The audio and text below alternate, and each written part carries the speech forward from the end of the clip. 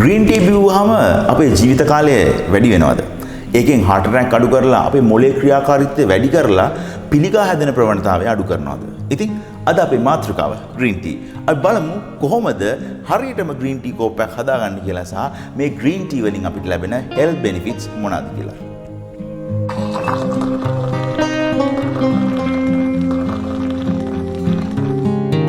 Camellia sinensis ඒ කියන්නේ මේ තේ ශාකයේ අන්ඔක්සයිඩ් තේ දළු වලින් ලබා ගන්නා වූ මේ ග්‍රීන් ටී විශේෂයෙන්ම ඉතා විශාල නියුට්‍රියන්ට් ප්‍රමාණයක් අඩංගු වෙනවා.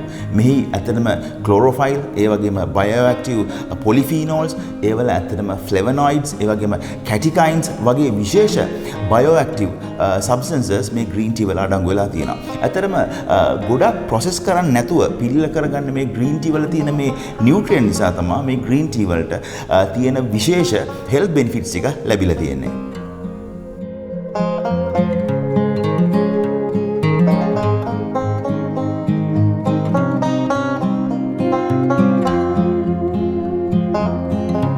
මම ඔයගලන්ට කියපු ග්‍රීන් ටී වල තියෙන බයෝඇක්ටිව් පොලිෆීනෝල්ස් විශේෂයෙන් මේ ෆ්ලෙවනොයිඩ්ස්, කැටිකයින්ස් වලින් ඇත්තටම පුළුවන් අපේ ඇඟේ තියෙන ෆ්‍රී රැඩිකල්ස් නියුට්‍රලයිස් කරන්න. ඇත්තටම විද්‍යාත්මකව ඔප්පු වෙලා තියෙනවා මේ ෆ්‍රී රැඩිකල්ස් තමයි ප්‍රධාන හේතුව කියලා අපිට පීරු පිළිකා ඇති වෙන්න, ඒ වගේම ප්‍රොස්ටේට් පිළිකා, මේ වගේ විවිධ පිළිකා වර්ග ඇතිවීමට ප්‍රධාන වශයෙන් බලපාන්නේ මේ ෆ්‍රී රැඩිකල්ස් කියන ඒවා. අපේ ඇඟේ සාමාන්‍යයෙන් සිදුවෙනා වූ මෙටබොලිසම් එක පරිවෘතිය නිසා ඇත්තටම අස්ථාවර පරමාණු කණු හැදෙනවා. මේවා නියුට්‍රලයිස් කරාම ඇත්තටම මේ පොලිෆීනෝල්ස් වලින් තියෙන මේ බයෝඇක්ටිව් කම්පෝනන්ට්ස් වලින් පුළුවන් පිළිකා ඇතිවීම වළක්වන්න. ඉතින් ග්‍රීන් ටී විශේෂයෙන්ම පිළිකා ඇතිවීම වළක්වන්න හේතු වෙනවා කියලා හොයාගෙන තියෙනවා. වෛද්‍ය විද්‍යාත්මකව මේ ඔප්පු කරන සංඛ්‍යාදත්වල පොඩි සංකල්පයක් තියෙනවා. ඒකට අපි කියනවා causation සහ correlation කියලා. ඇත්තටම ග්‍රීන් ටී ගැනීම තුළ අපිට ඇත්තටම කියන්න පුළුවන් මේකට correlation එකක් තියෙනවා කියලා විතරයි. ඒ කියන්නේ ග්‍රීන් ටී ගැනීම නිසා මේ පිළිකාවත් ඇති වෙනවා. නමුත් ඒකම හේතුවක් නෙමේ පිළිකා වළක්වීමට. ඉතින් අමතක කරන්න එපා මේ ලෝකේ තියෙන පිළිකා සුව කරන්නවක්වත් ඩිරෙක්ට්ලි ඍජුව පිළිකා වැළැක්වීමටත් ග්‍රීන් ටී වලට හැකියාවක් නැහැ. නමුත් ඒක අතර සහසම්බන්ධයක් ඇති බව තමා පරීක්ෂණ වලින් ඔප්පු වෙලා තියෙනවා. ඉතින් ග්‍රීන් ටී ගැනීම තුළ ඇත්තටම අපිට පිළිකා වළක්වා ගැනීමට පුළුවන්. ඔබේ කටිනුත් දුගඳක් පිට වෙනවද? අපි කියන ඇත්තටම කට ගඳ ගහනවායි කියලා.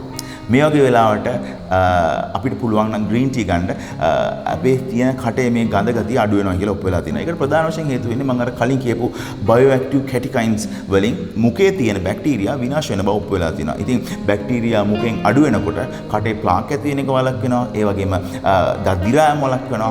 ඉතින් මේ වගේ ගොඩාක් බෙනිෆිට්ස් තියෙනවා ග්‍රීන් ටී අපි නිතරම ගත්තොත්. ඉතින් අමතක කරන්න එපා ඔබේ කටින් දුගඳ පිට වෙනවා. ග්‍රීන් ටී නිතර ගැනීම තුළ විශේෂයෙන් ස්වාභාවික ලෙස මේ අපිට කටින් දුගඳ පිට වෙන එක වළක්ව ගන්න පුළුවන්. ග්‍රීන් ටී වලින් අපේ බ්‍රේන් එක බූස්ට් කරලා, බ්‍රේන් ෆන්ක්ෂන් වැඩි කරලා, අපේ නිදිමත ගතිය අඩු කරලා අපේ ක්‍රියාකාරීත්වය වැඩි කරන්න පුළුවන්.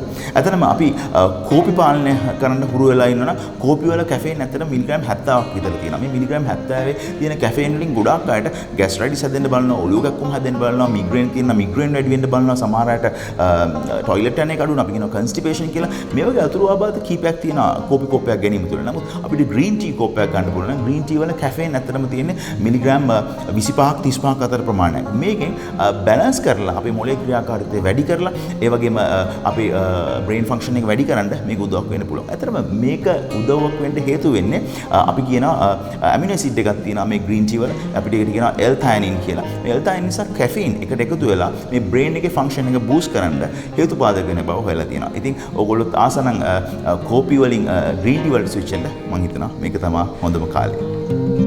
ඔගොල්ලෝ මේ වෙනකොටත් දන්නවා අපේ රුධිරය පාලනය කිරීම, අපේ බ්ලඩ් ප්‍රෙෂර් එක පාලනය කරන එක කොච්චර වැදගත්ද කියලා. මම හිතන්නේ මේ වෙනකොටත් ඔගොල්ලෝ අපේ බ්ලඩ් ප්‍රෙෂර් වීඩියෝ එක බලලා ඇති. මේ වෙලාවට මේ වෙලේ තිරේ දිස් වෙනවා කාඩ් එකකින් ඔයාලට ගන්න පුළුවන් අපේ බ්ලඩ් ප්‍රෙෂර් වීඩියෝ එක. ඇත්තටම ග්‍රීන් ටී වලිනුත් විශේෂයෙන්ම මේ රුධිර පාලනය කරන්න අපිට උදව් වෙනවා. ඉතින් රුධිරය පාලනය කරගන්න අපි ගන්න බෙහෙත් වලට අමතරව ග්‍රීන් ටී කෝප්පයක් අපිට අපේ දිනපතා ජීවිතයට එකතු කරගන්න පුළුවන් නම් මම හිතන්නේ ඒකත් ඔයාලට ගොඩාක් උදව් වෙනවා ඔයගොල්ලන්ගේ රුධිර පීඩනය හරියාකාරව පාලනය කරන්න.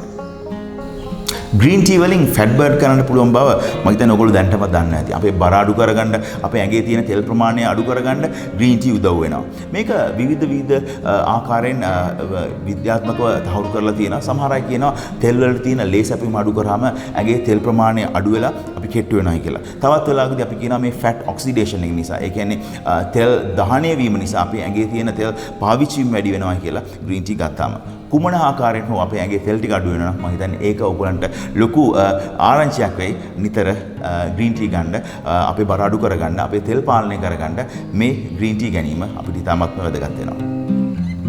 මම අර කලින් කියපු කැටිකයින්ස්, ඒ කියන්නේ මේ බයෝඇක්ටිව් පොලිෆීනෝල්ස් වල විශේෂ කාර්යයක් තමයි අපේ බ්‍රේන් ප්‍රොටෙක්ටිව් මෙකැනිසම් එකක් තියෙනවා. අපේ මොළය ආරක්ෂා කරන්න පුළුවන්, අපේ ස්නායු විනාශ වෙන එක, අපේ මොළේ ක්‍රියාකාරීත්වය අඩු වෙන එක ඇත්තටම වළක්වන්න පුළුවන් මේ කැටිකයින්ස් වලින්.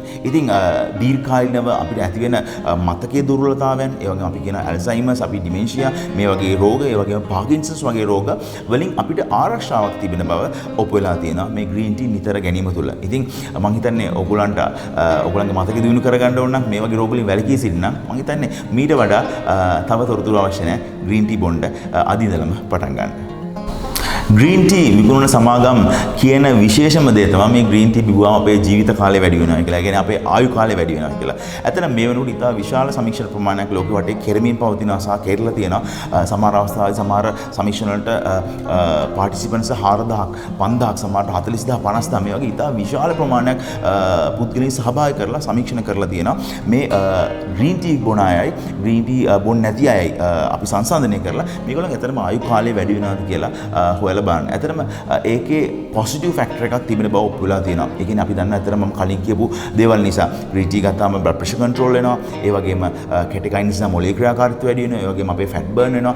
මේ වගේ දේවල් නිසා රුධිර පීඩනය අඩු වෙනවා. මේ වගේ දේවල් නිසා ඇත්තටම අපේ ආයු කාලය වැඩි වෙන බව හොයාගෙන තියෙනවා. ඉතින් මේක මම අර කලින් කියපු causation නැත්නම් correlation කියන concept එකට අපි හිතලා බලුවොත් මෙතන තියෙන correlation එකක් විතරයි. ඒ කියන්නේ directly, ඒ කියන්නේ ඍජුව ග්‍රීන් ටී වලින් පමණක් අපේ ජීවිත කාලය වැඩි කරන්න බැරි වුණාට, නමුත් ග්‍රීන් ටී ගැනීම තුළ සමස්තයක් ලෙස අපිට අපේ ජීවිත කාලය වැඩි කරගන්න පුළුවන් බව ඔප්පු වෙලා තියෙනවා. ඉතින් ඕගොල්ලොත් කැමති නම් සන්තෝෂයෙන් ප්‍රීතියෙන් සෞඛ්‍යමත් ජීවිතයක් ගත කරන්න. මම හිතන්නේ ග්‍රීන් ටී ඔයාලගේ ජීවිතේ දිනචර්යාවට කරගත්තොත් ඒක ඔයාලට ගොඩාක් ප්‍රයෝජනවත් වෙයි. දැන් ඔයාලට ප්‍රායෝගික ප්‍රශ්න කීපයක් ඇති. ඒ තමයි මේ ග්‍රීන් ටී කෝප්පයක් හරියටම හදාගන්න කොහොමද කියන එක සහ මේ ග්‍රීන් ටී බොන්න ඕන වෙලාව මොකද්ද? ග්‍රීන් ටී දවසේ බොන්න ඕන නැති වෙලාව මොකද්ද කියන එක. ඇත්තටම ඕගොල්ලෝ හුරු වෙලා ඉන්නවා නම් රෑ නිදියන්න කලින් ග්‍රීන් ටී බොන්න. මම හිතන්නේ ඒක බොහොම නරක පුරුද්දක්. අපේ මේ ග්‍රීන් ටී වල තියෙන මේ කැෆේන් නිසා ගොඩාක් වෙලාවට ඕගොල්ලන්ගේ නිින්ද අඩු කරනවා. ග්‍රීන් ටී වලින් අපි ඇඩ්‍රිනලින් ස්ටිමියුලේට් කරනවා. මේ ඇඩ්‍රිනලින් නිසා ගොඩාක් වෙලාවට මොලේ ක්‍රියාකාරීත්වය වැඩි කරනවා.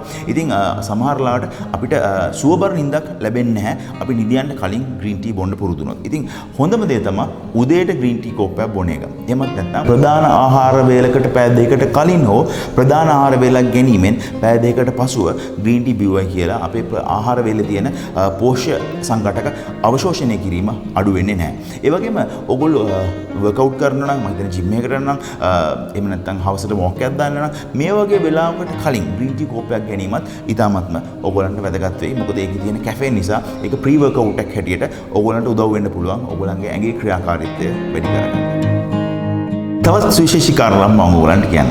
මම කලින් කිව්වා ඔයගොල්ලන්ට ග්‍රීන් ටී ගැනීම තුළ අපිට පුළුවන් පිළිකා ඇතිවීම වළක්වන්නයි කියලා. ඇත්තටම බ්‍රෙස්ට් කැන්සර්, එහෙම නැත්නම් පියවර පිළිකා, ඒ වගේම පුරස්ත ග්‍රන්ථිය, ප්‍රොස්ටේට් කැන්සර්ස් මේ වගේ දේවල් වළක්වන්න අපි ඇත්තටම දවසකට ග්‍රීන් ටී කෝප 3ක් හෝ 5ක් අතර ප්‍රමාණයක් ගැනීම වැදගත් වෙනවා. ඒ වගේම ඔබ දියවැඩියාවෙන් වැළකී සිටින්න, දියවැඩියාව පාලනය කරගන්න ග්‍රීන් ටී කෝප 2ක් හෝ 3ක් දවසට ගැනීම ඉතාමත් වැදගත් වෙනවා. එමෙන්ම ග්‍රීන් ටී බීලා බර අඩු කරගන්න හිතන් ඉන්න කෙනෙක් නම් මේ වීඩියෝ එක බලන ඔයා ග්‍රීන් ටී කෝප දවසකට 3ක් 5ක් අතර ප්‍රමාණයක් ගත්තොත් තමයි මම හිතන්නේ ඒ ටාගට් එකට ඔයාට යන්න පුළුවන්. ඉතින් දවසේ අපිට තියෙන වැඩත් එක්ක බැලුවොත් අපිට දවසට අඩුම තරම් ග්‍රීන් ටී කෝප 3ක්වත් බොන්න පුළුවන් නම් අපිට පුළුවන් මේ අවශ්‍ය කරන ටාගට් එක ග්‍රීන් ටී වලින් ලබා ගන්න. අද වීඩියෝ එකේ වැදගත්ම අවස්ථාව මම ඔයාලට කියලා දෙන්න යන්නේ ඊටාත්ම පහසු කරුණු කීපයකින් කොහොමද හරියටම මේ නියුට්‍රියන්ට්ස් විනාශ වෙන්නේ නැතුව හරියටම ග්‍රීන් ටී කෝපයක් හදාගන්නේ කියලා. ඔයගොල්ලෝ වතුර උණු කරනකොට මේක සෙල්සියස් අංශක 100 දී අපි කියන වතුර බොයිල් වෙනවා කියලා. මේ බොයිල් වෙන වතුරට කවදාවත් ග්‍රීන් ටී එකතු කරන්න එපා. ඒකෙන් ඒ නියුට්‍රියන්ට්ස් සම්පූර්ණයෙන් විනාශ වෙලා යනවා. මේ බොයිල් කරපු වෝටර් එක අපි මේ හදාගත්තු වතුර එක ඇත්තටම අපි ෆින්ගර් ටිප් එක දාන්න පුළුවන් ගානට කූල් වෙන්න ඕන. ඒ කියන්නේ මේ සෙල්සියස් අංශක 100 තියෙන මේ වතුර එක සෙල්සියස් අංශක 70ක් 80ක් අතර ප්‍රමාණයට අඩු වෙන්න ඕන. ෆැරන්හයිට් එකෙන් කියන ෆැරන්හයිට් 185ක් දක්වා මේක අඩු වෙනවා. ඉතින් ඔයගොල්ලෝ මගෙන් අහයි කොහොමද ડોක්ටර් අපි ඇඟිල්ල දාන්නේ දාලා ඉවරලා කොහොමද චෙක් කරන්නේ මේකේ ටෙම්පරේචර් එක මෙච්චර 70ක් 80ක්ද කියලා. මම කියන්නේ මේ වතුර එක ඇත්තටම විනාඩි 3ක් පමණ විනාඩි 2ක් විනාඩි 3ක් පමණ ඔයගොල්ලෝ නිමෙන්න ඇරියොත් තමයි මේ අදාළ කරන උෂ්ණත්වයට එන්නේ. ඉතින් ඔයගොල්ලන්ට කේතලක නම් ඔයගොල්ලෝ රත් කරේ හීටර් එක නම් මේක රත් කරේ මේක විනාඩි 3ක් ඊතර වගේ නිමෙන්න ඇරියොත් මේ සෙල්සියස් එක 70ක 80ක උෂ්ණත්වයක් ඔයගොල්ලන්ට ගන්න පුළුවන්. එහෙම නැත්නම් අපි සමහර අය දැකලා තියෙනවා මේක කෝප් එකට දාලා ඉවරලා විනාඩි තප්පර 30න් 30 මේකේ උෂ්ණත්වය අපි බලනවා අපිට ඇඟිල්ල දාන්න පුළුවන් ගානට රස්නේ අඩු වෙලා තියෙනවාද කියලා. සමහරවිට එක කප් එකකට දාලා තප්පර 30ක් තියලා ඊට පස්සේ තව කප් එකකට දාලා ආයෙ තප්පර 30ක් තියලා ඊට පස්සේ ආයෙ අපි බොන කෝප් එකට දාලා තව තප්පර 30ක් 40ක් අතර ප්‍රමාණයකට මේක මාරු කරොත් ගොඩාක් වෙලාවට මේ වාතයේ වෙන සිසිල්න ක්‍රියාවලියත් එක්ක මේ කෝප්පේ පෝසිලෙන් එකෙන් එහෙම නැත්නම් සෙරමික් එකෙන් වෙන අවශෝෂණ නිසා ගොඩාක් වෙලාවට මේ උෂ්ණත්වය අපිට අඩු කරන්න පුළුවන්. මේ උෂ්ණත්වය අඩු වෙච්ච තේ කෝප් එකකට තමයි අතන අපි මේ ග්‍රීන් ටී අපේ ටී බෑග් එක දාන්න ඕන. ඉතින් දාලා ඉවරලත් දාපු ගමන් මම දැකලා තියෙනවා සමහර අය මේක මෙහෙම පොඟොල අයින් කරලා විසික් කරලා දානවා. ඒකෙන් ඇත්තට මේ කාර්යය සිද්ධ වෙන්නේ. අපි කියනවා ඒකට ස්ටීප් ටයිම් එකක්. මොකද බ්‍රීව් ටයිම් එකක් තියෙන්න ඕන. ඕනම දෙයක් හරියාකාර සන්තුලනයේ පත් වෙන. ඉතින් මේ විනාඩි 2ක් විනාඩි 3ක් විතර ඔයගොල්ලෝ නිවාගත්තු වතුර එකට මේ ග්‍රීන් ටී බෑග් එක විනාඩි 3ක් දාලා තියන්න ඕන මේක හරියට සමතුලනය වෙන්න.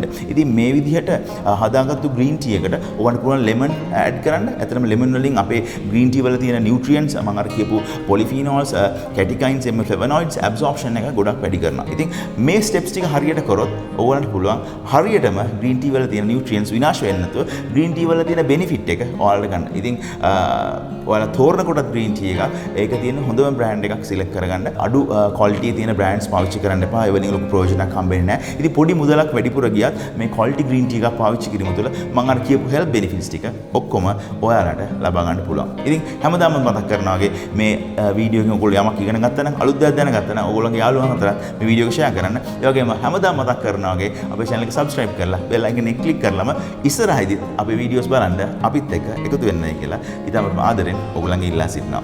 ඒ වගේම තව චූටි මතක් කිරීමක් කරන්න. ඔයගොල්ලෝ ග්‍රීන් ටී බොන කෙනෙක් නම් අපේ වීඩියෝ බලුවා එහෙම නැත්නම් ඔයාලා බොන්න බලාපොරොත්තු වෙන නම් ඔයගොල්ලන්ට අලුත් අදහස් තියෙනවා. ඔයගොල්ලෝ ග්‍රීන් ටී පාවිච්චි කරද්දී ඔයගොල්ලන්ට ආපු එක්ස්පීරියන්ස් මොනවද තියෙනවා අපේ කමෙන්ට් සෙක්ෂන් එකේ දාලා අනිත් අයව දැනුවත් කරන්න කියලා මම ඔයගොල්ලන්ට ආයාචනය කරන සිටිනවා. ඉතින් නැවත වතාවක් මේ වගේ වැදගත් වීඩියෝකින් මම ඔයාලා හම්බ වෙනවා. පරිස්සමෙන් ඉන්න.